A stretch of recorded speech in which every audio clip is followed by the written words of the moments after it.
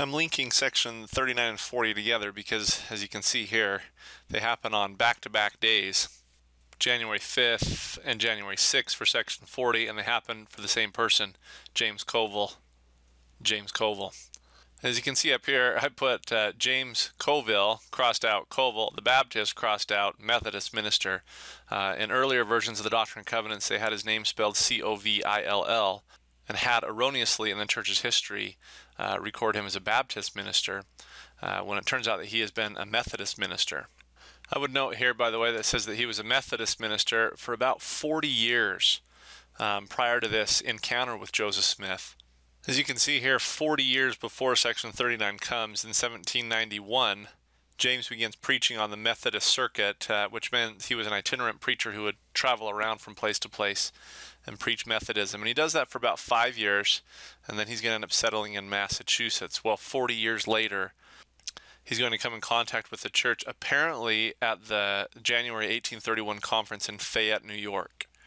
As you can see here, impressed with its teachings, he appeared ready to convert to Mormonism. Quote, he covenanted with the Lord that he would obey any command that the Lord would give through his servant Joseph. And in section 39, basically what the Lord's going to ask him is to leave Massachusetts and go gather to Ohio and become a preacher of the gospel. Well, obviously, James Coville does not do that, and as it shows here in the section heading of section 40 on January 6, quote, as James Coville rejected the word of the Lord and returned to his former principles and people, the Lord gave unto me and Sidney Rigdon the following revelation, which becomes section 40 of the Doctrine and Covenants. To understand what the Lord says about James Coville in section 40, you have to understand the parable of the sower that's taught in Matthew chapter 13. As you guys know this parable, a sower comes and sows seed, good seed, but it falls onto 4 different types of ground. The first ground falls by the wayside. It doesn't fall onto the earth, and the birds come and eat up the seed. The second one, the seed falls among stony places, and the seed can't get any root, and as it tries to grow up, the sun scorches it.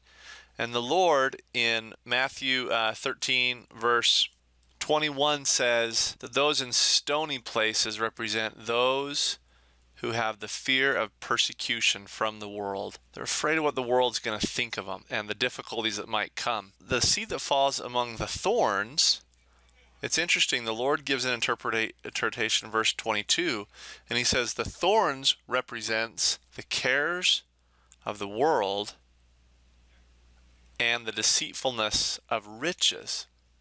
And then obviously the fourth ground is the good ground that the seed grows up fully in. As you study section 40, you're going to notice that the Lord attributes James Coville's turning away from the seed to 2 things. He actually says his heart is 2 things. Number 1, that he has a fear of persecution, which is a stony place, and that he also has the cares of the world, which means it chokes out the word. As you study these revelations, they seem like small revelations, but 39 and 40 actually illustrate an interesting principle.